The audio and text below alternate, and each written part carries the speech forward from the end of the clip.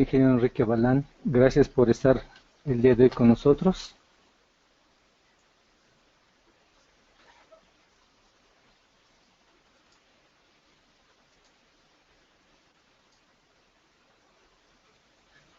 Este webinar, nos trae gracias a la Asociación ICA Procobre, que es una red de instituciones latinoamericanas cuya misión es impulsar la investigación y el desarrollo de nuevas aplicaciones, difundiendo su contribución al mejoramiento de la calidad de vida y el progreso de la sociedad. En esta presentación en particular, instalación eléctrica en vivienda guía de uso, vamos a hablar un poco sobre lo que es la norma que la rige, tomando en cuenta que las normas, las leyes, los reglamentos, los estándares, no es otra cosa sino guías de convivencia civil, en el cual todos tenemos que hacer exactamente lo mismo.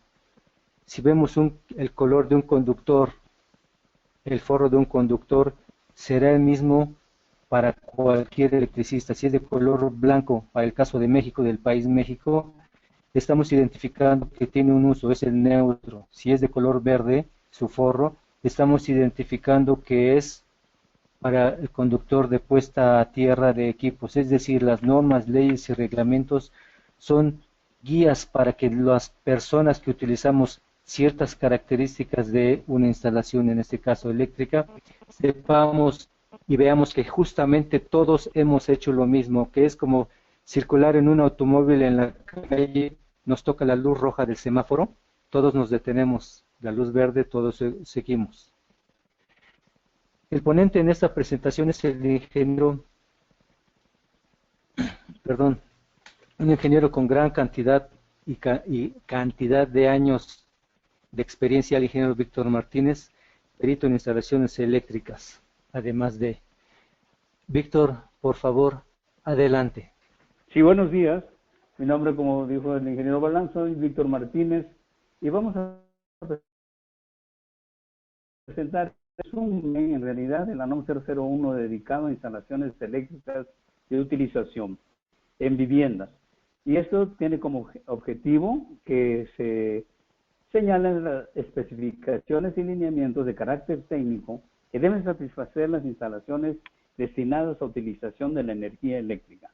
Y el campo de aplicación de esta norma, en este caso, en el resumen, se refiere a las propiedades industriales, comerciales y de vivienda, donde tiene alcance también para aquellas instalaciones en casas móviles, vehículos de recreo, construcciones flotantes, ferias, circos y exposiciones, así como estacionamientos, talleres, lugares de reunión y lugares de atención a la salud, construcciones agrícolas, marinas y muelles. Todo este contenido, así como hasta la subsección D del campo de aplicación, ahora sí que especifica todo el punto donde se tienen que llevar a cabo estas instalaciones. Aquí en la Filmina 4 tenemos nosotros que este resumen fue elaborado por Procobre, Centro Mexicano de Promoción del Cobre, Asociación Civil. Y desde luego que este trabajo está en el ámbito publicado el 29 de noviembre de 2012 de la norma oficial mexicana y por la Secretaría de Economía que se puede tener ahora sí que el diario oficial completo de esa fecha del 29 de noviembre de 2012, como se indica en la Filmina, www.economia.gov.mx. Este resumen está pues dedicado a viviendas con tensiones de operaciones menores de 300 volts. Eso es muy importante, la tensión de utilización que se usa en estas viviendas y que debido al tamaño físico de otras cuya demanda eléctrica sea mayor, entonces rige el total de la norma que se debe de especificar en cuanto a carga para hacer el contrato entre la compañía suministradora, que es la Comisión Federal de Electricidad, y que nosotros conocemos como CFE. Se puede obtener también el resumen gratuito de esta presentación en el sitio de Procobre la página que dice www.procobre.org. Pasamos a la filmina 5, donde los principios fundamentales que especifica la norma en el numeral 4.2 de la sección del título 4 respecto al diseño, donde las generalidades se especifican muy claramente y como principal interés la protección de las personas, animales y sus bienes, para evitar, digamos, que se sufra un contacto directo o un contacto indirecto con la corriente eléctrica que pondría en peligro la vida de las personas o de nuestros animales domésticos. Y esto se puede deber a distintas causas, como puede ser una falla de aislamiento, o que se ha degradado el aislamiento del conductor, o una pérdida de aislamiento en un equipo, como se ve ahí. También no olvidemos que los niños son muy curiosos y a veces se introducen pequeñas puntas metálicas en los contactos y eso puede causar, si nos descuidamos, una electrocución a un pequeño. Pasamos a la filmina 6, donde la naturaleza de la demanda, así como el número y tipo de circuitos alimentadores y derivados necesarios para la iluminación, calefacción, fuerza motriz y otros utilitarios, deben de ser determinados por los puntos de consumo de la demanda eléctrica, así como las cargas que se esperan en los distintos circuitos. De eso vamos a hablar. Veamos los circuitos derivados. En la filmina aparecen ahí dos anuncios, ¿verdad?, de los tipos de contactos que no se deben de usar en ciertas áreas. Si vamos a necesitar alguna demanda de energía en esos lugares, como puede ser un baño, debe ser perfectamente adecuado el contacto con protección de falla tierra. También es importante, pasamos a la filmina 7, las condiciones ambientales que deben considerarse en cuanto a la instalación eléctrica. En la filmina se nota una fotografía donde está el motor. Ese motor, como vemos, está definitivamente mal instalado. Primero que nada, los conductores que alimentan al motor están completamente fuera de canalización. Son únicamente dos conductores, ya se ven deteriorados por el uso y el sitio a la intemperie. Esto debe de eliminarse definitivamente, poner una canalización adecuada y además aumentar un conductor de puesta a tierra, el conductor de protección que debe estar conectado a las partes metálicas de la motobomba que se está indicando en esta fotografía. Es muy importante también considerar el área transversal de los conductores en función de la corriente que va a pasar y que tanto en servicio normal como en condiciones de falla debe ser adecuado el calibre del conductor o el tamaño o denominación del conductor que se está utilizando para el dispositivo bomba o otro elemento que se quiera conectar a él.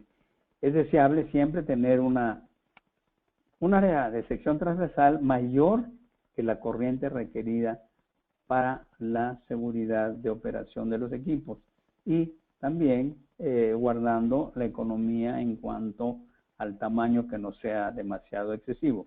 Pasamos a la presentación 8 y tenemos ahí los tipos de canalización.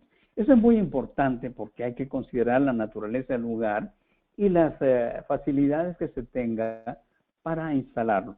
Y dependiendo de ellos puede ser desde tubería metálica, puede ser también una canalización de PVC o puede ser sencillamente el tipo de poliducto rojo. Y cada una de esas tiene sus especificaciones y sus usos determinados, cómo se deben de emplear para evitar que nos estemos haciendo una instalación fuera de norma. Pasamos a la filmina 9 y ahí tenemos los dispositivos de protección. Todos los equipos deben de estar protegidos por medio de dispositivos de protección, ya sea contra sobrecorrientes, corrientes de falla, sobretensiones o bajas tensiones o ausencia de la tensión. Una de las principales protecciones de toda instalación son los interruptores para efectos de sobrecorrientes y corrientes de falla a tierra. En la filmina se ven distintos dispositivos con fusibles, con interruptores termomagnéticos o un contacto de protección contra falla a tierra, cuyo funcionamiento, cuando precisamente ocurre una falla a tierra, desconecta la energía que pasa por ese dispositivo o contacto. Pasamos a la filmina 10 y ahí el proyecto eléctrico que nos indica en este título de principios fundamentales en el numeral 4213, toda instalación debe planearse, debe ahora sí que pensarse bien y que la instalación guarde seguridad en todos los aspectos y en todos sus elementos que la constituyen. El plano más común para tener una idea de lo que se está planeando y lo que se va a utilizar es un diagrama unifilar que contiene y suministra la información sobre las dimensiones del sistema principal, tanto de alumbrado como de contactos, y de la total energía que se va a distribuir y utilizar, así como la fuente de acometida hasta el último dispositivo de utilización.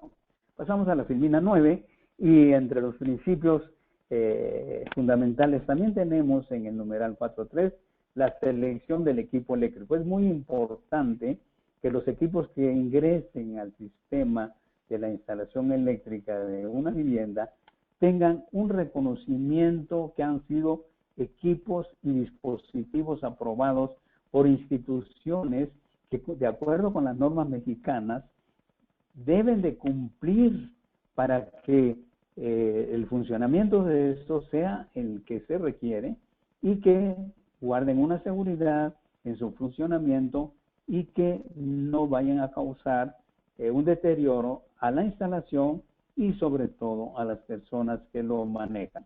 Se recomienda que no se compren artículos que no ostenten los certificados y pruebas que se indican por medio de etiquetas como la NOM, que es norma oficial mexicana. Esto indica que se está cumpliendo con la norma de ese equipo, un certificador o institución que es la Asociación Nacional de Certificación de Equipos, y sobre todo que en las etiquetas dice qué es el grado de utilización adecuado que deben de tener estos equipos.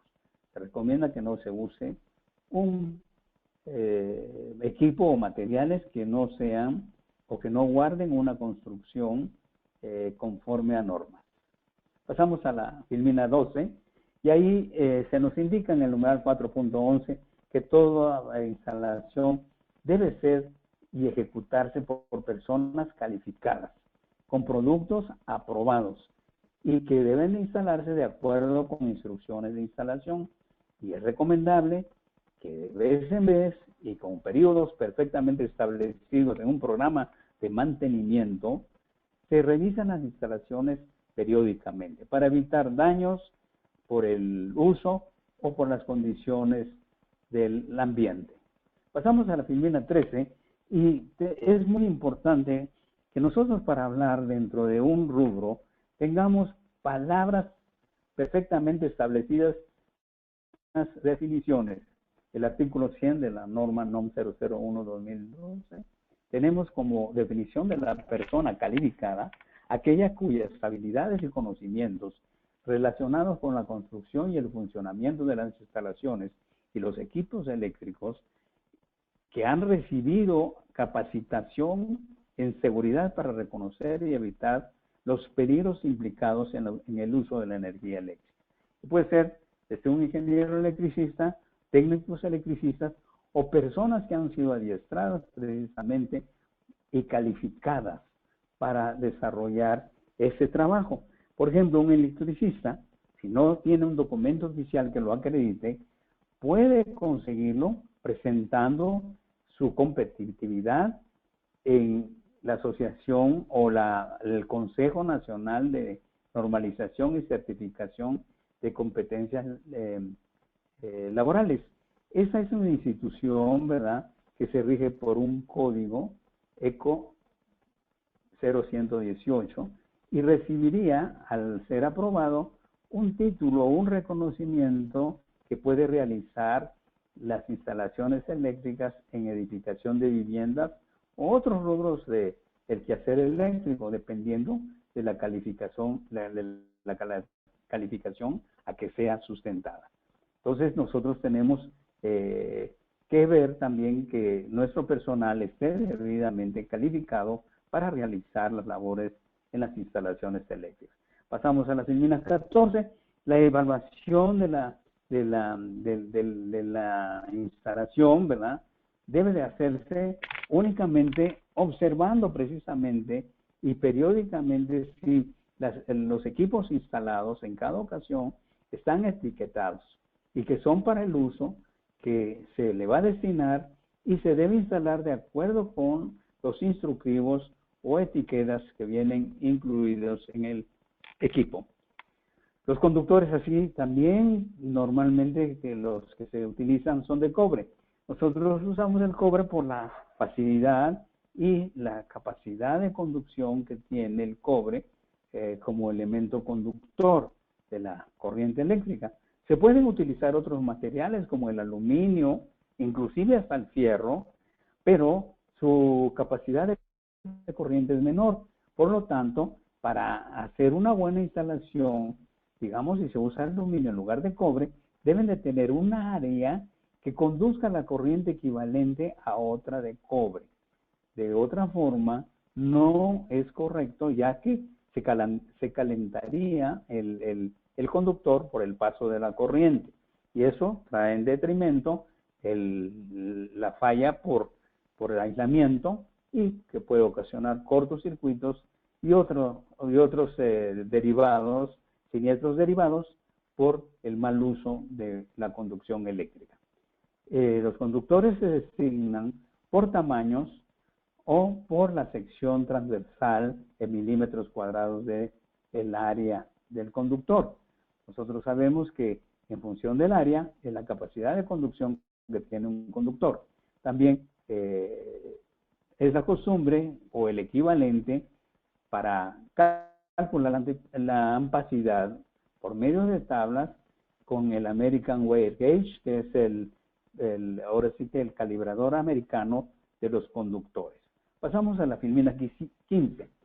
Nosotros en las conexiones eléctricas debemos utilizar materiales para empalme que sean iguales en cuanto al mismo material, de la misma, inclusive la misma área del mismo conductor.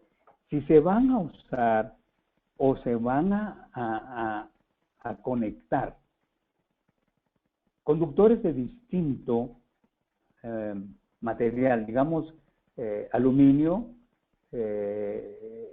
cobre y aluminio revestido, ¿verdad? O cobre puro o aluminio puro, debe de corroborarse que el dispositivo o conector donde se van a conectar dichos elementos estén identificados para ese uso. De lo contrario, se traen problemas de pues es un efecto galvánico que traía en deterioro la misma, ahora sí que la misma punto de conexión, el mismo conector, y por eso se recomienda tener mucho cuidado al usar conductores de distinto material en el conector.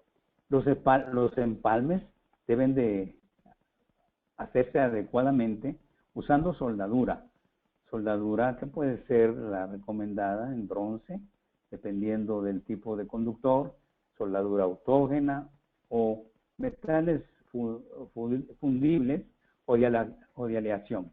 Nosotros tenemos que usar esa disposición, ¿verdad? Que los empalmes y las uniones, así como los conductores, después de haber realizado el empalme, deben de recubrirse para volver o sustituir el aislamiento que se les fue retirado para hacer el empalme. Y debe ser equivalente a la calidad del empalme que se le quitó, del aislamiento que se le quitó. Y sobre todo, evitar que no se cambie el color del conductor que se usó. Existen diferentes dispositivos como son conectores y manguitos, ¿verdad?, que hacen una instalación segura y de buena calidad para evitar calentamientos por contactos falsos. Pasamos a la filmina 16 y ahí es muy importante la identificación de los conductores en toda la trayectoria desde un punto hasta otro. Esto es, si yo meto mis fases, 1, 2 o 3 fases, debe identificarse perfectamente con colores establecidos. Y vamos a decir, se le puede poner a la fase 1 o la fase A, como se le quiera determinar, un color negro del aislamiento. La fase 2, uno de color rojo y la fase 3 de color azul. En toda la trayectoria y en toda la instalación eléctrica de esa vivienda no se deben de cambiar los colores que ya se establecieron desde el punto de la convertida a la entrada de la casa por toda la instalación dentro de la casa con el mismo color. La fase 1 siempre será negro, la fase 2 será rojo y la fase 3 será azul. Uno de los lineamientos internacionales, por decirse así, en todo, ¿verdad?, tanto en Europa como en América, se usa el color blanco, el aislamiento del color blanco para el neutro o conductor puesto a tierra. Y el conductor de protección puede ser también desnudo o aislado, y si es aislado debe ser de color verde. El color blanco y el color verde no se deben de usar para fases en ningún momento porque traerían confusión. Si nosotros vemos en la caja de conexión del lado derecho inferior de esta filmina, podemos ver perfectamente que hay una unión de los conductores blancos. A eso se refiere que son 3 neutros, seguramente 3 circuitos, ¿verdad?, cada circuito con un neutro, y está unido en esa caja en los 3. Igual hay 2 verdes y aquí el de fase es el rojo, correspondiendo seguramente a la fase 2 que se determinó desde el inicio de la instalación. Pasamos a la filmina 17. Otra de las cosas también muy importantes son las identificaciones en las terminales. Las terminales, sobre todo de equipos, en este caso se están representando un casquillo roscado y una lámpara, ¿verdad?, que se va a reponer. Si nosotros vemos el casquillo en la fase del conductor de fase negro, ¿verdad?, debe ir a la parte del fondo del casquillo y el neutro va a ponerse en el casquillo roscado. ¿Qué quiere decir esto? ¿Y por qué se hace así? Por la sencilla razón que en muchas ocasiones se usa pues una escalera, un banquito para alcanzar a hacer el cambio del foco. Si estuviera, digamos, el interruptor desconectado en una instalación, digamos, doméstica, ¿verdad?, el interruptor de pared está, por decir, fuera, pero si la fase, o sea, el conductor negro, estuviera en el casquillo roscado, aun cuando esté fuera el interruptor de pared, estaría activado el casquillo roscado. Y al poner la lámpara, como se indica ahí, se ve que el dedo índice puede tocar el casquillo de la lámpara, y al introducirse en el casquillo roscado, recibiría la persona que está poniendo eso la sensación de una descarga. Entonces, podría perder el equilibrio y caer. No lo va a matar, ni lo va a lastimar esa pequeña descarga, pero sí el golpe que se va a dar, ese sí puede ser inclusive de consecuencias. Pasamos a la filmina 18 y tenemos protección para las personas mediante interruptores de circuitos para defecto de corriente por falla a tierra. Nosotros tenemos ya dispositivos en todo el mercado ampliamente, dispositivos que se usan con un protector de falla a tierra. Entonces, estos deben de tener precisamente 3 conductores, el de fase, el neutro y el de puesta a tierra. Es indefectiblemente el de puesta a tierra, es la parte, ahora sí que central y semirredonda, que está en la placa del contactor. Tenemos que la escotadura mayor corresponde al neutro y la escotadura menor para la fase. Lo que quiere decir lo siguiente, que mi conductor blanco va a ir en la escotadura mayor, el conductor rojo, negro o azul en la escotadura pequeña y el de puesta a tierra, el conductor desnudo o con aislamiento verde va a ir conectado a este punto de donde dice tierra. Eso es muy importante para que efectivamente cumpla la función que se le va a encomendar a este dispositivo. Y estos contactos deben conectarse en todas partes de la vivienda que tengan una instalación monofásica a 120 volts, 15 o 20 amperes y que se vayan a instalar en cuartos de baño, cocheras, edificios auxiliares, cocinas, fregaderos, etcétera. Hay excepciones como en todas las reglas, pero en unidades de vivienda que sean hasta menos de 60 metros cuadrados de superficie total construida y utilizable en la vivienda, se permite usar, en lugar de los contactos con protección a falla tierra individuales, uno general a la entrada en la instalación para los contactos normales cuando se instale esta protección en los baños o en las cocheras, como indica la norma. Si la instalación no tiene conductor de puesta a tierra, es necesario agregarlo, porque si no, no podría funcionar el dispositivo. Pasamos a la filmina 19. Son circuitos derivados. Los circuitos derivados son muy importantes. Y hay circuitos derivados de 15, 20, 30 y 50 amperes. Entonces, de los que están indicados aquí para una vivienda, dicen los mínimos que deben de haber, pero hay una excepción que dice que esta cantidad de circuitos no aplica a viviendas de más de 60, no aplica a viviendas populares, ahora sí que menores de 60 metros cuadrados. O sea que si la vivienda tiene 59, bueno, no hay que hacer demasiado caso del número de circuitos, pero por conveniencia sí es muy importante. Sobre todo ahora cualquier pequeña vivienda tiene un microondas en la cocina, tiene una lavadora, ¿verdad? Cuando menos una lavadora doméstica, ¿verdad? Y entonces sí es necesario tener un circuito para estos elementos, así como para también los circuitos del cuarto de baño para la protección con falla fase o uno general, como indicamos en la filmina anterior. Pasamos a la filmina 20. Ahí nosotros tenemos conductores y ahí es muy importante que todos los circuitos, la norma generaliza hasta 600 volts. Nosotros estamos diciendo que ya es en la realidad que las unidades de vivienda no superan los 300 volts en la instalación.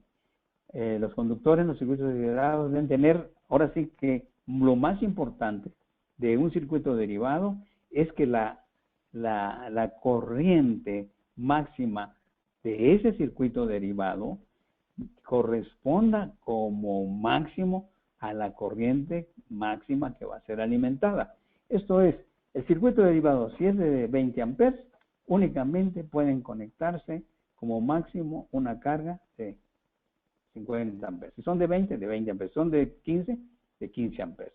O sea, cada circuito derivado debe tener como protección la cantidad máxima de corriente de su utilización. Y es también muy importante que para evitar calentamiento en la instalación, la caída de tensión no sea mayor del 5% combinada. Se recomienda inclusive que sea de 2.5 como máximo para evitar que elementos de electrónica, como puede ser ya las computadoras y todo que se usen dentro de una casa, pues se vayan a dañar por una corriente muy baja, por una tensión muy baja, debido a que la corriente se va a elevar. Pasamos a la filmina 21. Los circuitos derivados que tengan más de un contacto, estos deben de precaver o debe de utilizarse únicamente con la corriente para el circuito derivado, y que por muy pequeño que sea el conductor de ese circuito derivado, no debe ser menor del 14 AWG. Tenemos nosotros en esta filmina que se está viendo la 21, un microondas y parece que un horno eléctrico de 1500 watts. Como consecuencia hay que calcular ese circuito derivado y los conductores que van a alimentar ese contacto, que sean los adecuados para la carga. La protección contra sobrecorriente es muy importante en los conductores de circuitos derivados. Allí en la filmina 22 podemos ver que en la sección 210.20 estamos nombrando estas secciones para que se tenga como referencia y puedan constatar que verdaderamente lo que se está indicando es precisamente lo documentado en la NOM 001-2012. Y pues los dispositivos los dispositivos para protección de circuitos derivados, sobre todo sobre corriente, deben tener un valor nominal o ajuste que cumpla con las subsecciones de A hasta D. En la B dice protección del conductor. Los conductores se deben de proteger de acuerdo con, nos cita la sección 244. Los alambres y conductores flexibles de lámparas deben de estar protegidos con 245. Como vemos nosotros, es común que la norma se refiera a otras secciones, inclusive del mismo artículo o de otros artículos, y que el lector, para hacer la aplicación adecuada, debe considerar al estar proyectando. Seguimos con la 23, y ahí los dispositivos de salida deben tener también la capacidad nominal de corriente no menor a la carga que van a alimentar. Esto es, si yo voy a alimentar una carga de 20 amperes en un contacto, el contacto debe ser, precisamente está inscrito para 20 amperes. Si tiene 15, podría suceder lo que está aquí. Una sobrecarga es un exceso de corriente que pasa y puede destruir el contacto, ¿verdad? Y eso provocar un corto o un incendio. Pasamos a la 24, y ahí tenemos una tabla donde nos especifica la cantidad máxima que pueden conectarse a contactos por medio de cordón y clavija. Y tienen distintas formas, distintas, ahora sí que configuración de los dispositivos de la clavija, precisamente dependiendo del tipo de carga que vayan a tener, y son circuitos de 15, 20 a 30 amperes, igual del contacto, ¿verdad? Que debe de tener las partes internas del contactor, del contacto, ¿verdad? Así como la carga máxima. Si yo tengo un contacto para 15 amperes, la carga máxima que debo conectar son 2, para dejar que precisamente no se caliente ese dispositivo. Si mi corriente, digamos, es de 16 amperes, no puedo poner uno de 15. Me tengo que ir inmediatamente al 20 porque ese únicamente puede llevar 16. igual uno de 30, ¿verdad? Únicamente puede llevar 24. Las salidas para contactos de unidades de vivienda en esta sección se proporcionan los requisitos. Una vivienda en cada cuarto, cocina, debe tener el número y la separación de contactos para evitar que se usen mal por medio de extensiones. Es una práctica que generalmente se usa cuando no está adecuadamente la instalación y no tiene el número de contactos en la pared. Se usa generalmente eso, que es una mala práctica porque definitivamente no debe ser. Se considera para cada contacto 180 volamperes o watts, si ustedes quieren, 180 watts. Imagínense ustedes si tienen un microondas, una televisor, una lavadora, y el conductor que alimenta esto va a sufrir un deterioro. Es, por lo tanto, una mala práctica no adecuada. Pasamos a la filmina 26, las unidades de vivienda unifamiliares y bifamiliares que estén a nivel de piso, se deben instalar al menos una salida de contacto accesible mientras estén, ahora sí que al pie del nivel del suelo, y que esté ubicado a no más de 2 metros sobre el suelo en la parte frontal y posterior del viento. Esto es aquellos contactos, porque es muy uso, ¿verdad?, que en la azotehuela tengamos un contacto. Ese contacto debe estar cuando menos a 2 metros sobre el nivel del piso terminado para evitar que una inundación o aguas vaya a deteriorarlo. Así también en balcones, terrazas y pórticos se debe tener por lo menos una salida de contacto instalada entre el perímetro del balcón o terraza. Es muy usual que a veces se usa la terraza en los momentos de esparcimiento y ponemos ahí un radio o un dispositivo de sonido, y entonces se requiere una instalación adecuada. Y es muy importante siempre agregar circuitos fijos de acuerdo con el requerimiento que indique la norma. Pasamos a la filmina 27, las áreas de lavadora en unidades de vivienda se deben de instalar con un circuito derivado para esa lavadora. Los sótanos, garajes, edificios, pasillos, los contactos no deben estar separados menos de 3 metros de longitud. Los vestíbulos también deben de tener en el pasillo, de acuerdo con subsección H, y que no sea una superficie mayor de 5.6 metros cuadrados, un contacto localizado en cada espacio de la pared de 90 centímetros o más de ancho. Evitar que se use un cable mal ubicado en la electrificación de pasillos.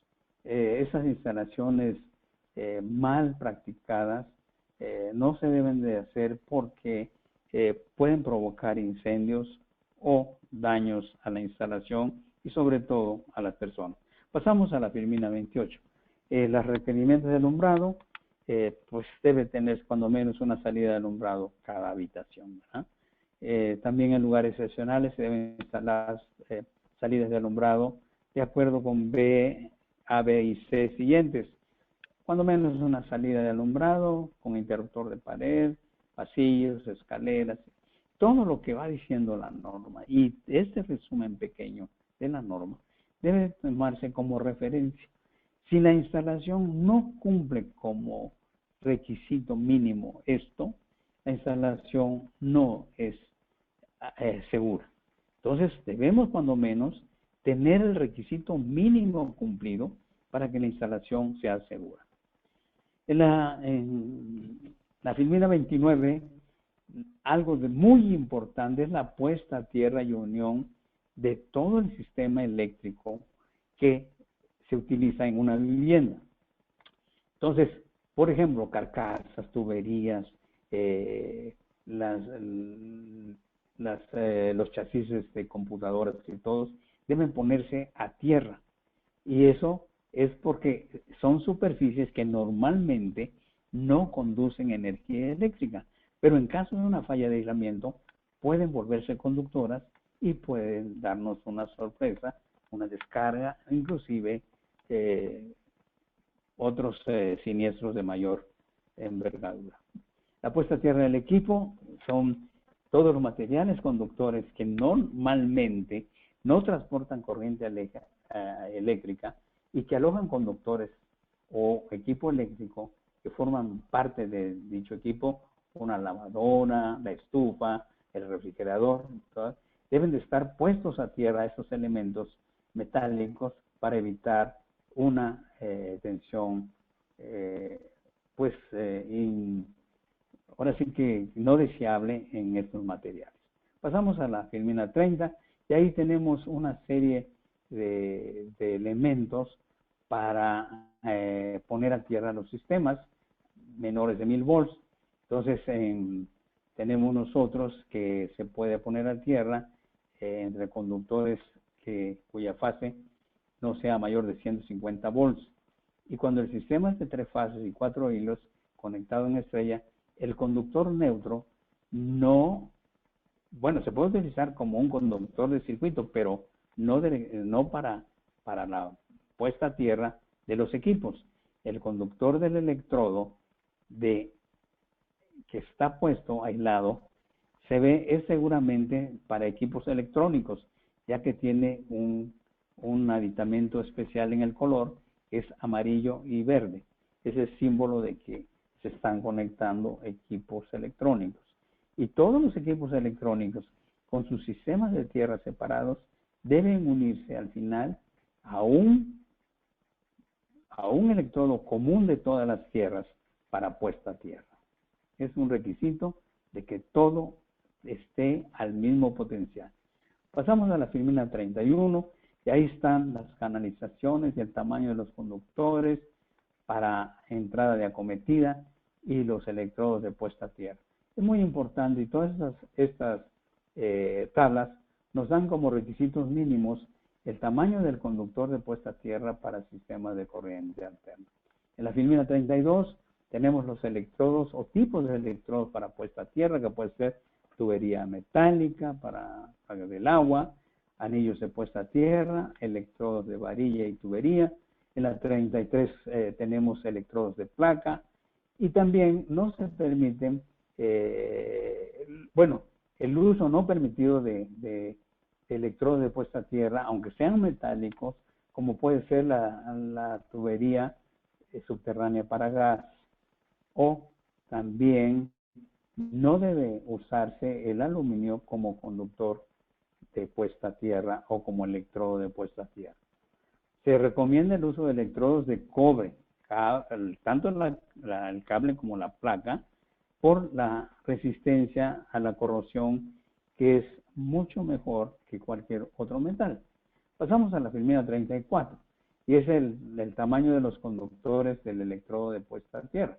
Entonces los conductores deben de tener un tamaño como se indica en la tabla 250-76 y también observar desde A hasta B, ¿verdad? Las conexiones aquí tipificamos en el A la conexión de los electrodos de varilla, tubería o placa. Entonces es muy importante tomar en consideración todo lo que se especifica la norma para que ésta sea superada y tengamos, desde luego, una tranquilidad en cuanto al uso de nuestra instalación, que es segura. Aquí en la tabla 250-122 están los tamaños mínimos de conductores de puesta a tierra para canalización y equipo. Entonces, si nosotros vemos el equipo de protección que tiene una corriente de 15 hasta 200, el tamaño del cable referente en cada caso para el conductor de puesta a tierra está tipificado y comenzamos con el 15 del 14 hasta 200 amperes con el calibre 6 AWG o 21.2 milímetros, que es el correspondiente en la sección transversal. En la filmina 36 tenemos el tubo conduit de polietileno. Este es un elemento de canalización muy usado, pero tiene sus restricciones, como indica la norma, y por ello debe observarse muy bien los usos permitidos en cualquier edificio, que no supere 3 pisos a nivel de la calle. Cuando están en concreto colado, o enterrados a una profundidad no menor de 50. Entonces, esto se debe observar porque de lo contrario es muy peligroso usarlo, ya que no tiene cualidades mecánicas para cierto tipo de canalizaciones, más que para los usos que se han tipificado como permitidos. Tenemos por último que la instalación eléctrica debe ser proyectada, ejecutada por personas capacitadas. Y la persona capacitada tiene el conocimiento, habilidad y práctica para proyectar, construir una instalación eléctrica segura. La instalación eléctrica proyectada, ejecutada y mantenida de acuerdo con normas y reglamentos es una instalación segura. Pues muchas gracias por su atención. Yo estoy, ahorita se va a abrir el micrófono para preguntas. Muchas gracias, le reitero a todos y cada uno de los participantes. Víctor, gracias por tu Sí. presentación. Estos temas normalmente no son fáciles, sin embargo todos vivimos o casi todos vivimos en una vivienda, ya sea una casa horizontal o un edificio de departamentos del tipo vertical. Así Y al es. usar la instalación eléctrica, lo que normalmente sucede es que como está oculta, no escondida, está oculta, muchas veces pasan los años, 10, 20, 30 años, sin que los podamos observar. Debemos saber también que existe una normatividad, un reglamento, una ley o un estándar que nos indica que debemos de tenerla en ciertas condiciones.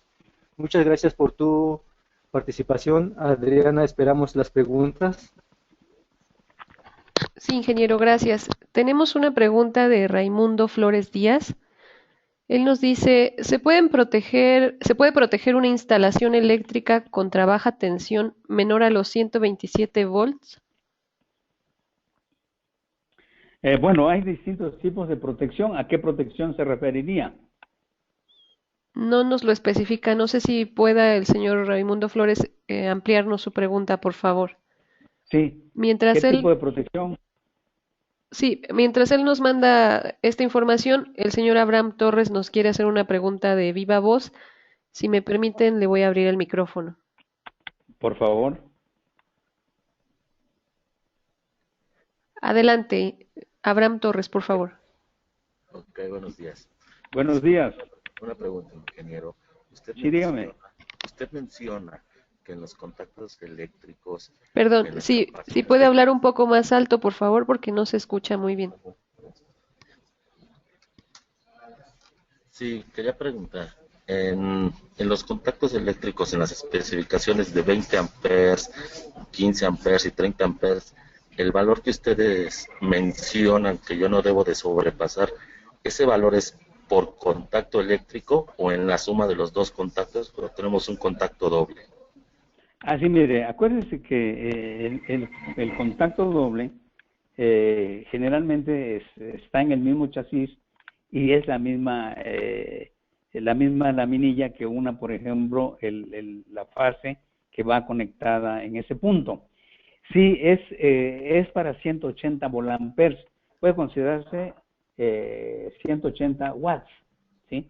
Poniendo como un factor de potencia 1, ¿sí? Son los volamperes. Sí, siempre no rebase, primero que nada, 180 volamperes en la tensión que puede ser 127, 120 o otra tensión menor de 230 o 300 volts según lo máximo, ¿no? Pero sí se considera que es para 180 volamperes. Y ahí en función de la tensión, pues es la corriente, ¿no? Y va precisamente protegido con un dispositivo nominal a la corriente del contacto, que es para 20 amperes. Esos 20 amperes en total, toda la carga que le ponga. ¿Se acuerda que vimos una filmina ahí donde había una extensión con muchos utilizadores ahí? Imagínense si se pone microondas, una lavadora y el refrigerador. Va a sobrepasar en mucho la corriente nominal de ese circuito derivado a donde está conectado este contacto. Sí, sí, quedó clara la Sí, respuesta o sí, nos dice que le quedó muy claro, muchas gracias. El señor adelante. Raimundo Flores nos amplió su pregunta y dice que se refiere cuando la tensión es inferior a 100 volts, 90 volts o menos. Sí, toda instalación que sea mayor de 10 volts debe tener protección. Debe tener protección en el circuito derivado, que puede ser en función de la corriente que tiene esa derivación. Y ya vimos que puede ser 15, 10, 20, protección contra sobrecarga. Siempre va a ser la protección para los distintos, ahora sí que factores, tanto de corriente como de tensión, porque acuérdense que hay muchas veces caídas de tensión. Vamos a decir que el nominal sea 100 volts o 70 volts o 90 volts, los volts que él tenga ahí en ese dispositivo. Si por alguna razón esa tensión nominal tiene una corriente nominal, porque para que circule una corriente se necesita la tensión. Si aumento la tensión, disminuye la corriente. Pero si disminuye la tensión, aumenta la corriente. O sea que son como vasos comunicantes, ¿verdad? Si uno es más alto, pero más delgado, aún así va a tener el mismo rasero el vaso comunicante. Aquí, mientras más esté a su tensión nominal y a su corriente nominal, funciona mejor el equipo. De otra forma, debe de protegerse para evitar que se dañe, ya sea por una elevada de tensión cuando baja la tensión o una elevada de corriente porque se demande mayor corriente en el dispositivo. Siempre se debe de proteger todos los equipos, aun cuando sean menores de 120 volts. Muchas gracias, ingeniero. Tenemos una pregunta de Ulises Reyes. Nos dice, ¿qué se piensa de los empalmes realizados con cinta de aislar? Bueno, la práctica de usar el empalme y después eh, protegerlo o restituir el aislamiento por medio de cinta de aislar es una práctica buena. No se debe desechar siempre y cuando se haga adecuadamente y conforme al instructivo de la cinta de aislar. 3M manufacturera, valiendo el comercial, ¿verdad? Es entre otros de los que tienen mucho cuidado con sus elementos de aislamiento.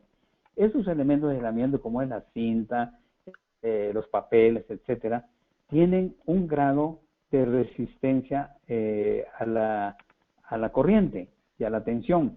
Entonces, cuando se hace una envoltura del empalme, se tiene que hacer con las indicaciones que diga el fabricante de la cinta de aislar, para que dice, si vas a hacer un cuatrapeado de medio por medio, o sea que se hace una vuelta, la siguiente es a la mitad de la anterior y así, y luego se regresa.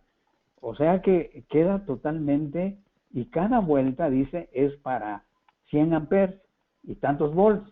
Entonces, esa es las indicaciones que da el fabricante del aislamiento, es como se debe realizar. Además, el empalme se debe hacer adecuadamente. Sobre todo debe ser la soldadura adecuada para que se forme un paso de corriente equivalente a las dos áreas y después el aislamiento conforme a lo que indique el fabricante. Sí se puede aislar, claro que sí, pero tiene que ser con indicaciones y como todo, instalación debe ser hecha por un técnico autorizado, ¿sí? Perfecto, muchas gracias, ingeniero. Tenemos una última pregunta de Guillermo Domínguez Gallardo. Él nos dice, en el caso de la conexión de microondas en contacto, el consumo de microondas es superior de 1000 watts y comenta que por contacto son 180 watts. ¿Qué tipo de Okay. contacto se tendría que instalar? Precisamente, qué bueno, esa es una pregunta muy buena. Mire, le digo al ingeniero que hizo esa pregunta, que recuerde que vimos en las filminas que los circuitos derivados que hay en una unidad de vivienda debe ser para los electrodomésticos un especial de 20 amperes. Si nosotros vemos la tensión que tiene 120, vamos a decir, y el aparato dice 1000 watts, hay que sacar la corriente que tiene. Y entonces vamos a ver si el circuito derivado es suficiente con 20 amperes, de acuerdo con la tabla. Recuerda que uno de 20 amperes aguanta nada más 16. Entonces hay que jugar con eso para ver el adecuado. Y debe ser un circuito especial para ese electrodoméstico, para que precisamente cuando toma la corriente no se caliente de más el conductor. No nada más es el interruptor en el tablero, sino que debe ser el circuito derivado de la capacidad de la corriente. Estas reglas del juego que se han indicado aquí, muy básicas, muy fundamentales, son muy necesarias de observar para evitar el daño en la instalación. Y tiene mucha razón el ingeniero, se va a calentar, hay que meterle un calibre adecuado y el contacto adecuado a la corriente que va a circular para evitar que se dañe la instalación. Sí. De acuerdo. Le agradecemos mucho, ingeniero. No sé si quiera hacer algún comentario más, ingeniero Balán. Ya no tenemos más No, preguntas. no, muchas gracias. Agradecemos la presencia de todos y si tienen alguna pregunta adicional o algún comentario, lo pueden hacer al mismo correo que les has suministrado, Adriana. Víctor, muchas gracias. A ustedes muchas gracias y pues estamos pendientes en lo que guste mandar. Aún así, si hay todavía más dudas, está abierto mi correo que está ahí en la última diapositiva, en la 38, que dice rmh@prodigy.net.mx. Cualquier otra pregunta, con todo gusto se las envío por correo, con todo gusto. Muchas gracias, Pues muchas ingeniero. gracias. Sí, muchas gracias. Hasta luego, Enrique. Hasta luego. Que tengan Bye. buen día. Adiós. Se nos ha terminado el tiempo. Solo nos resta agradecerles a todos por su asistencia y participación y, por supuesto, por dedicar esta hora para abordar este tema que consideramos muy importante para su conocimiento y puesta en práctica. Como les comentaba, en un par de días recibirán en su correo electrónico algunas ligas para descargar la información, incluyendo el video y la presentación que aquí se proyectó. Que tengan buen día y muchas gracias.